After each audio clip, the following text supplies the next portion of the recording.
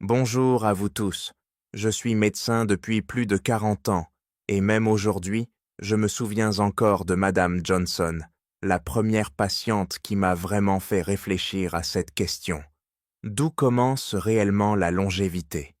Elle est entrée dans mon cabinet un matin d'hiver, la peau sèche et craquelée, marchant lentement, le souffle légèrement court. Je lui ai demandé: Avez-vous bien dormi ces derniers remitants? Elle a souri doucement et m'a répondu: À mon âge, si je me réveille le matin encore en vie, c'est déjà une bénédiction. J'ai entendu cette phrase des centaines de fois, mais ce n'est pas tant les mots qui m'ont marqué, que la façon dont elle les a prononcés, comme si elle avait accepté, en toute résignation, que sa santé ne pouvait que décliner à partir de là. Et vous savez quoi? Ce type de pensée, plus que n'importe quelle maladie, est ce qui réduit le plus vite notre espérance de vie. Est-ce que vous vous êtes rendu compte que vous vous déplacez plus lentement qu'avant? Des gestes simples, comme nouer vos lacets, vous demandent-ils plus d'efforts qu'auparavant? Après 70 ans, ces petits changements apparaissent doucement, presque en silence, mais ils en disent long sur la santé de notre avenir. Aujourd'hui, j'aimerais vous parler de 6 petits signes, discrets mais cruciaux, qui peuvent nous donner une idée de combien de temps nous pourrions vivre après 70 ans. Ce ne sont ni des rumeurs, ni des recettes de grand-mère, mais des indicateurs simples, validés par la science et étonnamment fiables. Commençons par le premier signe, votre vitesse de marche. Avez-vous remarqué que vous marchez plus lentement qu'avant? Vous est-il arrivé de traverser la rue alors que le feu clignotait déjà, vous obligeant à presser le pas, essoufflé en arrivant de l'autre côté?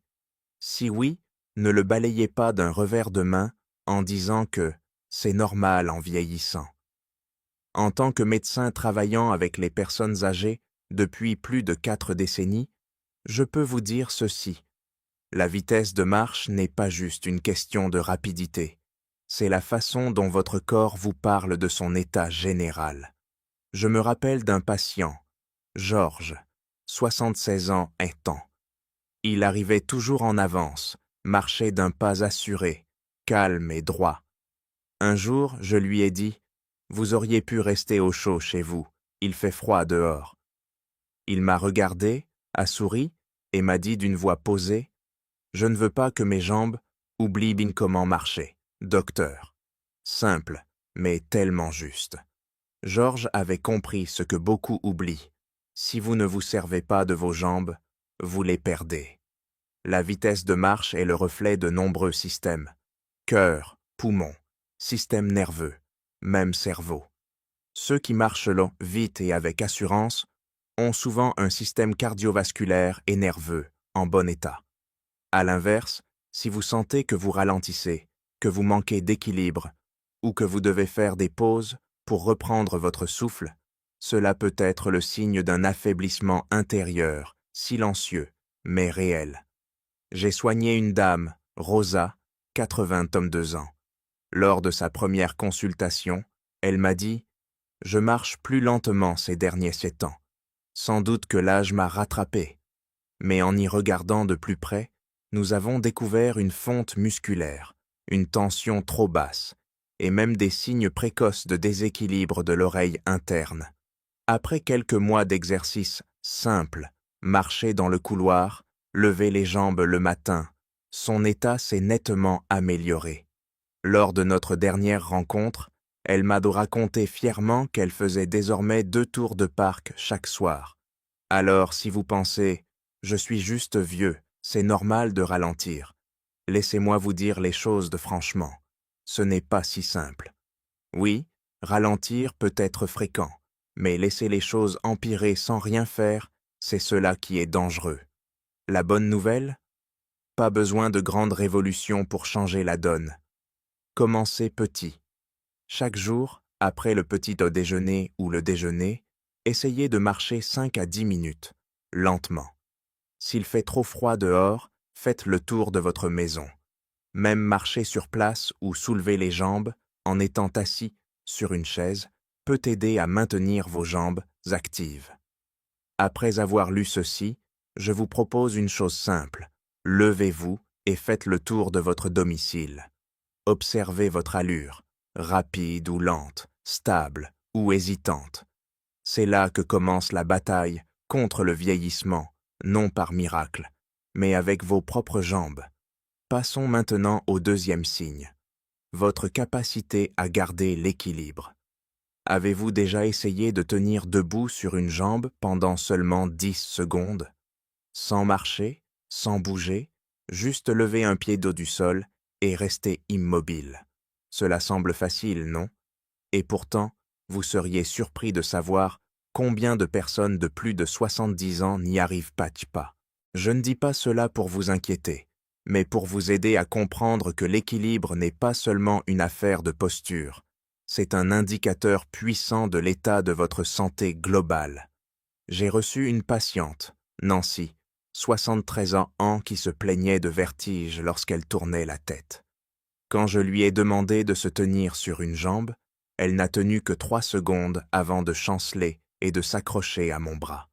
Elle a ri, un peu gênée, comme si elle se trouvait maladroite par rapport aux autres. Mais ce que peu de gens réalisent, c'est que c'est extrêmement fréquent, et surtout, très important. Une perte d'équilibre n'est pas seulement un risque de chute, c'est parfois le signe d'un affaiblissement précoce du système nerveux, de l'oreille interne ou même du cerveau. Une petite chute peut entraîner une fracture. Une chute plus grave peut vous clouer au lit pendant des semaines, voire pire, vous empêcher à jamais de vous relever seul. Et ce qui est le plus triste, c'est que la plupart de ces chutes peuvent être évitées, simplement en faisant quelques exercices faciles chaque jour.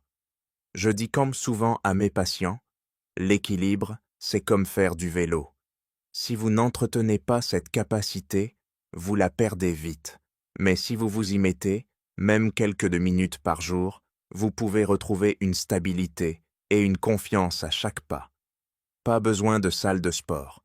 Il vous suffit d'un coin calme chez vous, d'une chaise solide pour vous appuyer si besoin, et d'un peu de patience.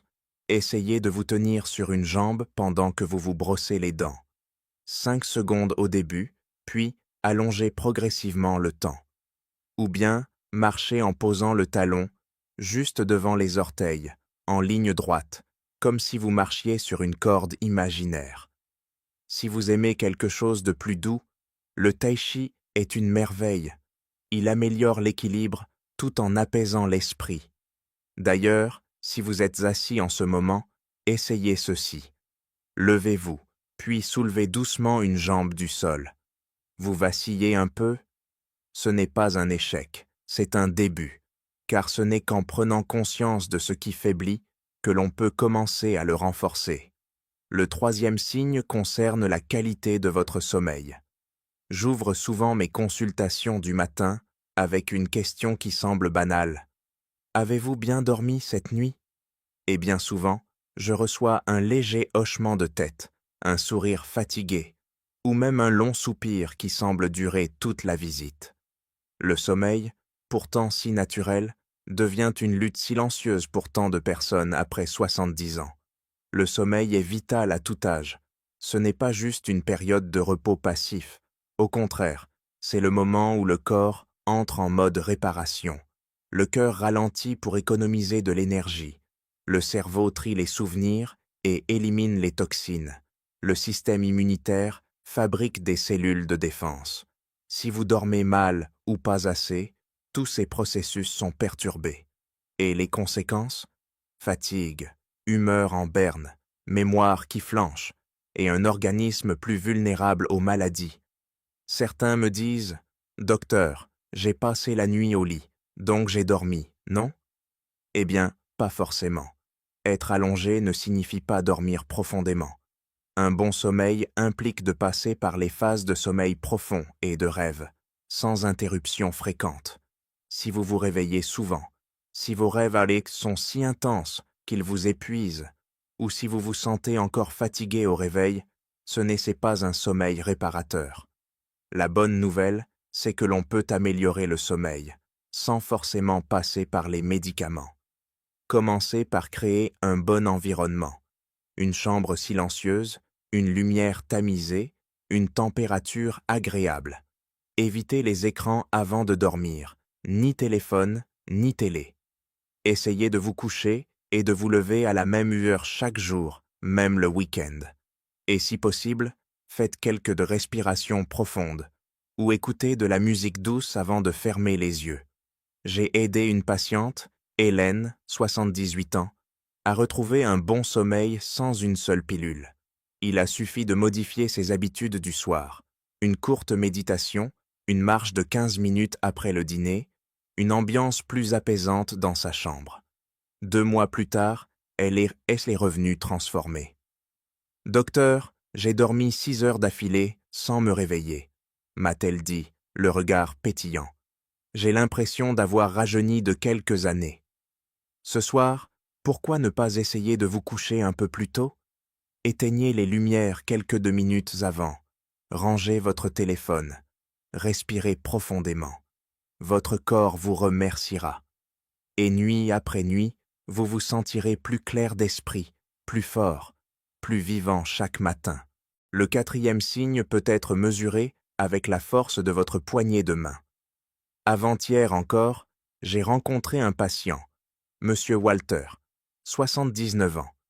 Lorsque je lui ai tendu la main, sa poignée était très faible, pas juste par politesse, non, c'était un geste hésitant, presque craintif, comme s'il avait peur de se faire mal lui-même.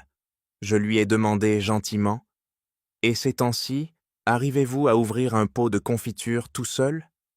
Il a souri tristement. « J'ai besoin de mes enfants pour ça.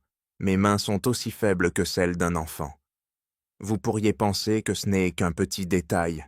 Et pourtant, la force de préhension est l'un des indicateurs les plus puissants de l'état général de santé et de la longévité. De nombreuses études à travers le monde ont montré que ceux qui ont une poignée de main faible ont un risque plus élevé de décès précoce, tombent plus facilement et récupèrent plus lentement après une maladie. Pourquoi? Parce que nos mains ne sont pas juste des mains. Une poignée ferme signifie que vos muscles sont encore forts, que votre système nerveux fonctionne bien et que votre cerveau coordonne encore efficacement les mouvements complexes. Une main faible, en revanche, peut être le signe d'un affaiblissement silencieux, insidieux, dans tout le corps. J'ai vu des centaines de patients considérer cela comme une fatalité liée à l'âge. Mais non, il ne faut pas l'ignorer. Si vous n'arrivez plus à ouvrir une bouteille ou à porter un petit sac poubelle, votre corps vous envoie un signal.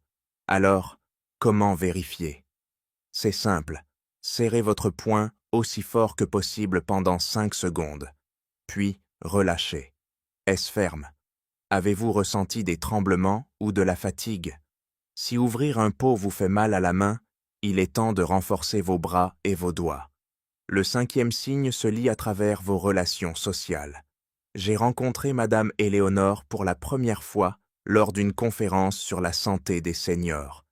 Il était au premier rang, tenant contre elle un vieux carnet, les yeux brillants dès que je parlais de bien-être psychologique. Après la conférence, elle s'est approchée de moi et m'a dit à voix basse « Je n'ai pas beaucoup d'argent, pas de famille proche, juste ma fille dans un autre département. Mais j'ai 3 amis au club de lecture. On se voit chaque semaine. C'est ça qui me maintient en vie, je crois. » À l'opposé, j'ai soigné Barbara, du même âge. Elle avait eu une vie pleine, une grande famille. Mais quand je lui ai demandé si elle avait quelqu'un à qui parler régulièrement, elle a baissé les yeux. « Personne n'a besoin de moi, maintenant », a-t-elle murmuré. Elle vivait seule, ne sortait presque plus et ne trouvait plus d'intérêt dans les choses qui autrefois la rendaient heureuse. Son teint était pâle, son sourire discret, presque silencieux, et je savais que ce qui l'épuisait n'était pas une maladie, mais la solitude, lente, profonde. Plus les années passent, plus je suis convaincu que, passé 70 ans, ce qui nous maintient en vie n'est pas seulement un cœur qui bat ou une tension stable. C'est la fréquence à laquelle quelqu'un prononce notre prénom, nous demande comment on va, partage un sourire ou nous serre la main dans un moment d'incertitude. Les recherches confirment. Les personnes socialement connectées vivent plus longtemps, sont moins sujettes à la dépression et récupèrent mieux après des maladies. La solitude, même dans une maison pleine de monde, peut augmenter les risques de maladies cardiaques, de troubles de la mémoire et même de décès prématurés. Je ne vous dis pas qu'il faut devenir le centre de toutes les attentions, ni multiplier les rencontres, mais réfléchissez aux liens que vous avez déjà. Un voisin, un petit enfant qui habite loin, un groupe à l'église, ou même un vieil ami que vous n'avez pas appelé depuis longtemps. Ces petits liens sont comme des remèdes invisibles qu'aucune vitamine ne peut remplacer. Si vous sentez que vous vous éloignez des autres, s'il vous plaît, ne laissez pas le silence s'installer. Commencez simplement. Un message, une lettre, ou même un « bonjour » discret à la personne que vous croisez le matin.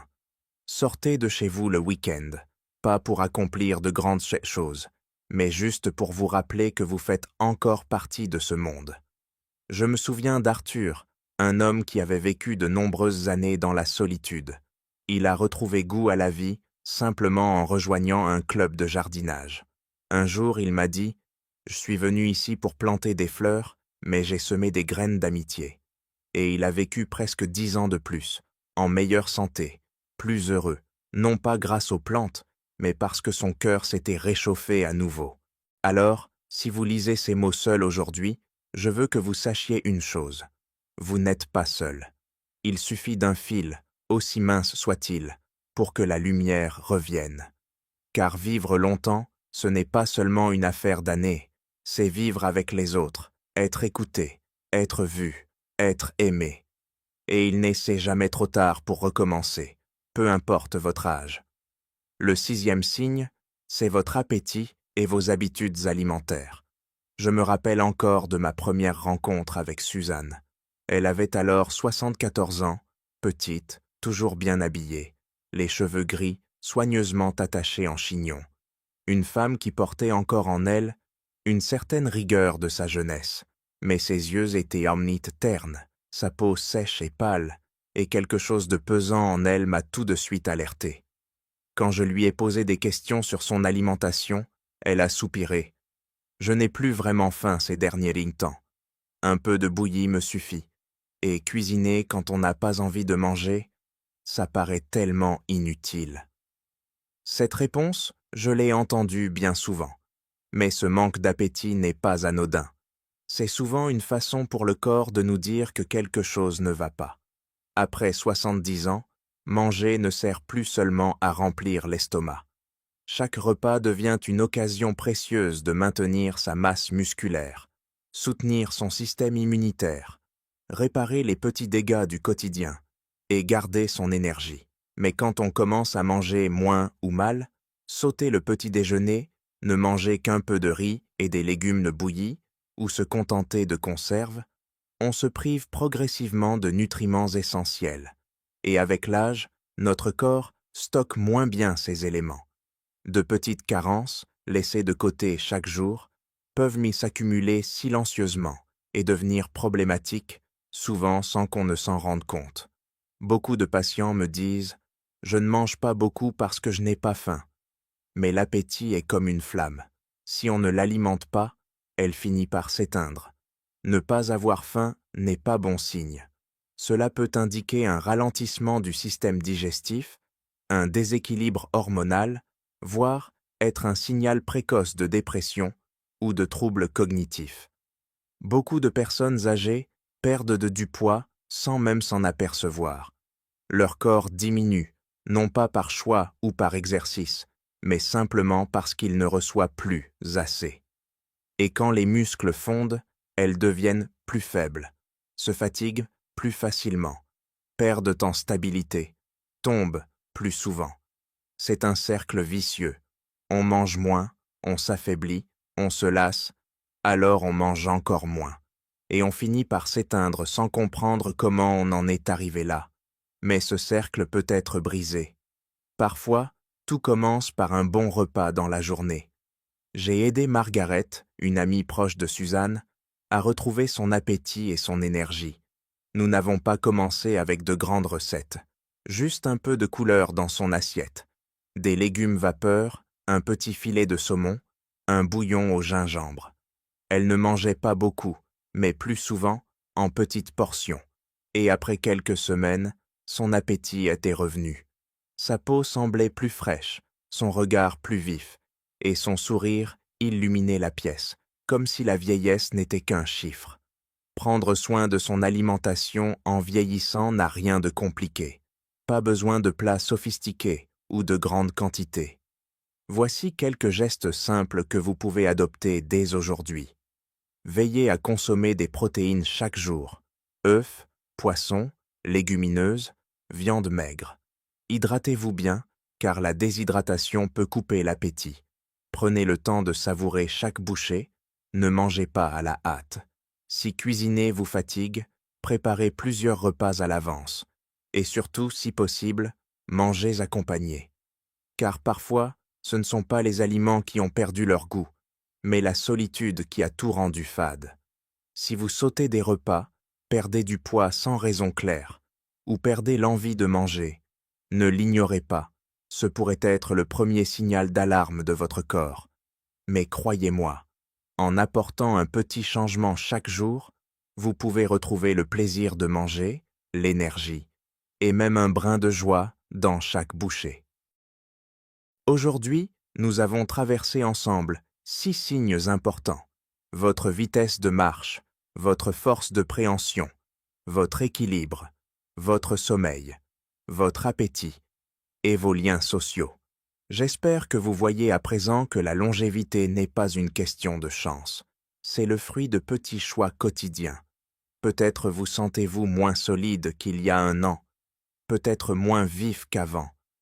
Mais le simple fait que vous soyez encore ici, à lire ces lignes, à écouter votre voix intérieure, cela signifie que vous avez encore du temps, et surtout que ce temps peut encore être beau. Alors ne remettez pas à demain. Faites le tour de votre maison, serrez une main avec fermeté, cuisinez un plat simple, appelez un ami, ou souriez à votre reflet. Chaque geste, même minuscule, est une promesse de vie. J'ai accompagné des milliers de personnes âgées durant ma carrière, et la plus belle leçon que j'en ai tirée, c'est celle-ci. Quand vous choisissez de prendre soin de vous, le monde trouve toujours une façon de prendre soin de vous en retour. Commencez aujourd'hui. N'attendez ni une autre année, ni une autre personne.